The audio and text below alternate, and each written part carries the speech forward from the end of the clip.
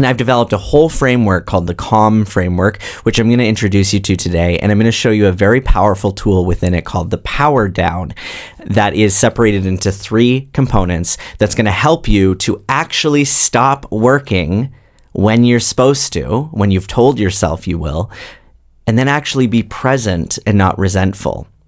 Hey, is this your 75th tab you have open in your browser? Maybe not. Maybe this is just you working on your 9th hour today or 14th. Whatever it is, if you've been feeling like you need downtime, like you never switch off, like there's always one more thing to do or 45 more things to do, then this is the episode for you. If you are an entrepreneur who has started your own business so you could have more time, but all of your time is filled with work. If you are someone who works like an employee, works for a company, and you go home and you're answering work emails or you're still thinking about work around the dinner table, this episode is for you. I want you to imagine for a second closing your laptop and knowing that the work is done. Knowing that you have the evening to just relax and do whatever lights you up. And as a bonus, no dread for the next day. Actually being present with your family, with yourself. Well, this is something that I don't want you to just imagine, because today I'm going to show you how to truly clock out physically and mentally. And I've developed a whole framework called the CALM framework, which I'm going to introduce you to today. And I'm going to show you a very powerful tool within it called the Power Down that is separated into 3 components that's going to help you to actually stop working when you're supposed to, when you've told yourself you will, and then actually be present and not resentful. So stay tuned, because let's dive in. Hey, you're hanging out on the Tony Babcock podcast, where we're reminding you to take a quick breath, remember who you are, and face the chaos so you can own your spotlight and be exactly who you're meant to be. Have you ever wondered why your best ideas come to you in the shower? You're lathering up and all of a sudden, the entire grand scheme idea that you were stressing about for the last 4 days just pops into your head like an entire 7-chapter or 7-series Harry Potter. Anyway, I messed that one up. But it comes to you, the entire world. Have you noticed that when you're driving around, all of a sudden the ideas form in ways that they couldn't have when you were sitting at your desk? Now, this is no accident. There's a lot of science behind this. And we're not going to go deep into the science today, but what I will say is that when we are in a relaxed state, that's where the magic happens. That's when we're most tuned in to who we are. And that's why we have such a problem in the world today. Not enough of us are getting enough rest, enough time out of work. So we end up spending so much of our time and so much of our days in this endless catch-up mode, right? Endlessly hustling, endlessly trying to get things done. Because the thought is, if we get things done, then we can rest. But it never happens that way. Instead, what we end up doing is wrestling with the problem. We end up trying to find a solution and forcing the solution instead of letting the solution come to us. So I know in the past, I was a workaholic. This is something that I still struggle with. If I'm not careful, I can become a professional plate filler, and I can end up having way too many things on the go. Maybe you're a lot like me. And what happens is I inevitably hit burnout every single time. And the burnout then causes me to feel resentful, because now I don't have enough energy to do all the tasks that I agreed to myself and others that I was going to do. So I found myself in this vicious circle. And it was really frustrating, because even though I was doing all of these things, I really wasn't getting anywhere, or at least not moving forward with any pace. And worse of all, I was starting to resent myself because I never took time for myself. And so I remember this one time, and I was feeling so frustrated. There was so much on my plate. And people would say, hey, let's go watch a movie. And I'd be like, oh, maybe next week, maybe next week, maybe next week. And constantly working. The work never ends. So I was caught in this loop. And I remember I got so frustrated and so burnt out and so exhausted. I said, screw it. I closed my laptop. And I remember looking just over to my left, and someone had left me they had bought me one of those 3D puzzles. I don't know if you remember Puzz 3D, those 3D puzzles. You can build up different buildings and towers and all that. And I remember looking at it, and I think they bought it for me like months prior, and I still hadn't opened the box. And I looked at it and had a moment, and I said, well, what the hell? And at this point, I hadn't like played games or done puzzles or anything like that in years. Because again, I told myself that that's the stuff you do when the work's done. But for some reason, I decided this day I was going to change that. I grabbed the box, I opened it, and I started building. All of a sudden, I relaxed for the first time in a very long time. And I started to get ideas coming to me that really solved the problem of how busy I was. I started to realize there was a lot of things I was doing that I didn't need to be doing. There were more innovative ways to do the things that I'm doing, which, by the way, I'll get into in another podcast episode with my Adios tool. But I started to realize that I was making things way too complicated and way too busy. And so as I was not trying to work any of this out, as I was just focused on doing this puzzle, this, seemingly mundane task, I actually had all the answers come to me. And that was a really profound moment for me, because at that point forward, I realized that life is about levitation. And levitation are the times when we are creative, connected, and chilling out. So we're in our creativity, we're connected to others and ourselves, and we're chilling out. And it's in those times that we actually have the information come to us, the most amazing ideas come to us. It's in those times when we feel most connected to ourselves.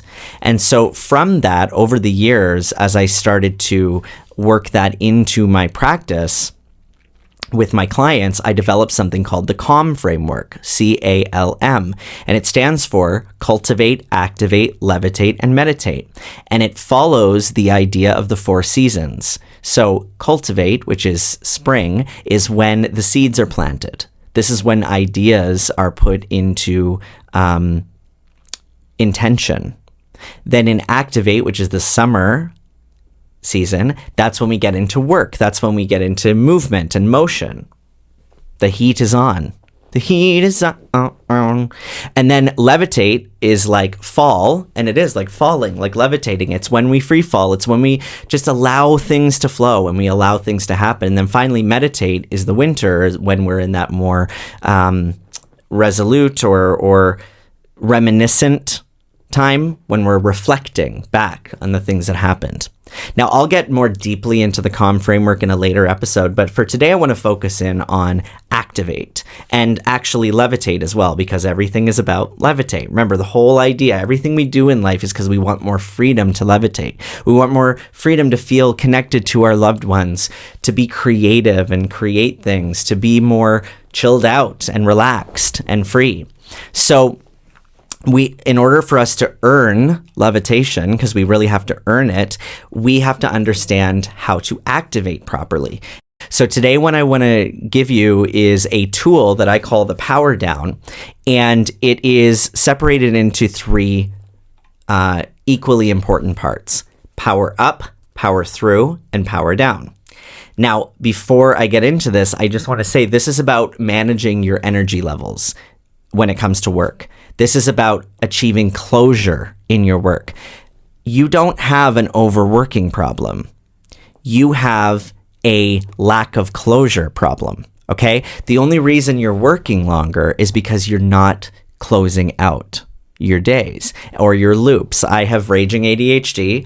I know about closing loops. And when we don't close loops, because we often struggle with closing loops, when we don't close them, they remain open. And therefore, we're not present. We can't levitate. And then that just carries over into the next day and the next day and the next day. Ever have weeks where it's been like 4 or 5 days and you're still, it's like you've done a 4 or 5 day work session And again, this applies even if you're not running your own business. How many of you take your work home? You're still answering phone calls from your boss or work emails, or you're still trying to go to sleep, but you're working.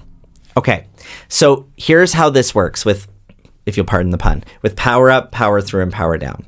The first thing we need to do is we need to power up into our work. So when it's time for us to actually sit in and get working, we need to set the tone by easing ourselves in and reminding ourselves that we've got this. So when you get to your desk, the first thing you want to do is, this should be something that takes 5 minutes or less, something that you can close a loop. It might be a small task that you need to finish up from yesterday that can be done really quickly. It might be tidying your desk. It might be sorting a stack of papers or filing them, but something that builds that momentum and says to yourself, yes, I've got this, I can do this. And it gets you more activated to get to the second part, which is called the power through. Now, power through is about working smarter, not harder.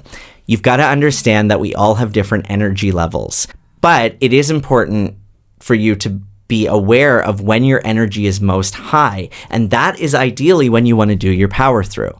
Just think about, how can I position my day around the biggest task I need to do? And by the way, the biggest task might not mean the longest. It might mean the most emotionally heavy if you're dealing with emotional-led tasks like, divorce paperwork or taxes or anything like that. So it's about, when is my energy level most high, so I can channel it into this. You need to know when your spikes and dips are. If you're someone that starts to dip around 4 o'clock, I wouldn't suggest doing your most important, powerful power through activities then. If you're doing 3 big tasks a day and you look back and you've only really been achieving 1 per day of that, then maybe you got to be realistic with yourself and say, what can I realistically power through? And do I need to set more boundaries with myself or my boss about the realities of the workload I can take on? So now we get to part 3. So we've had power up, which is getting that quick win buy-in task. Then we've got the power through, protecting your energy and channeling it. And now we get power down. I think the most important part of this tool. And this is the non-negotiable part. It's a non-negotiable end of day ritual that I highly recommend, with the goal of closing the loop before you enter into your rest and levitation time. So I call these your sort of personal power sprints. And here's the deal, okay? These are closing tasks only. So, for example, this might look like an email sort. This might look like a quick check-in of your bank account. The idea here is to check things off and not to open any new loops. So they need to be things that allow you to close the loops so that you can close the book and you can get into your levitation time for the evening. Now, because I have raging ADHD and I sometimes change words, I use an app called Routine Task Timer, where I literally have it go through each thing, and it'll be like, answer emails in 10 minutes, bing, and then it goes right to the next thing. It counts down from 10 minutes, and then the next thing immediately goes bing, answer DMs in the next 5 minutes, and then it'll say like 3 minutes left, 1 minute, and then bing, the next thing. Now that may be causing anxiety in you thinking about doing it that way. So do what works for you, but make this a non-negotiable. This part of the tool alone can change the game for you, believe me. We want to power up with that positive momentum. We want to power through to optimize our energy, and we want to power down with that essential clean break from your work so you can step into levitation. And this tool is going to help you, as always, on the go. You're going to find that this makes a huge difference because you're going to learn as you start to implement it. And I want you to put it into play in the next few days. You're going to learn life is and always has been about levitate. And I knew that as a kid. Life is about play and rest. I knew that as a kid, but I forgot it as an adult because I got obsessed with working. Because why? Working, getting to the end of a list, gives us dopamine release. It makes us feel really good, and we get addicted to that feeling. So this is about boundarying it.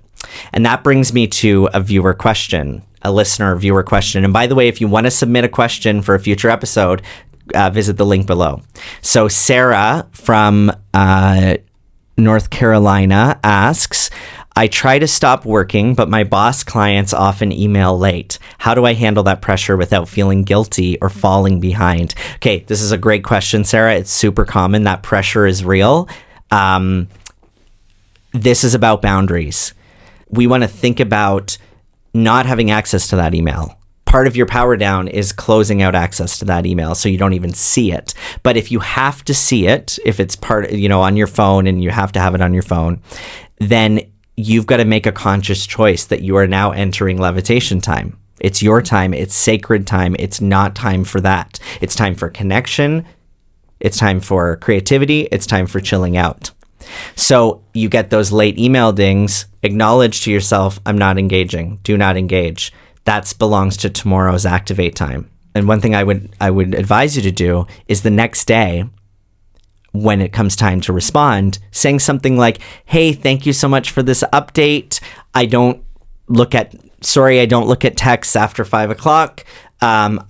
Leave it at that. Don't apologize for that. And just say, I would love to, here's the information that you required. Now, if they have a problem with you not checking texts after that time, first of all, that might be illegal. But if they still insist, then you can say, totally understand that you like to be connected.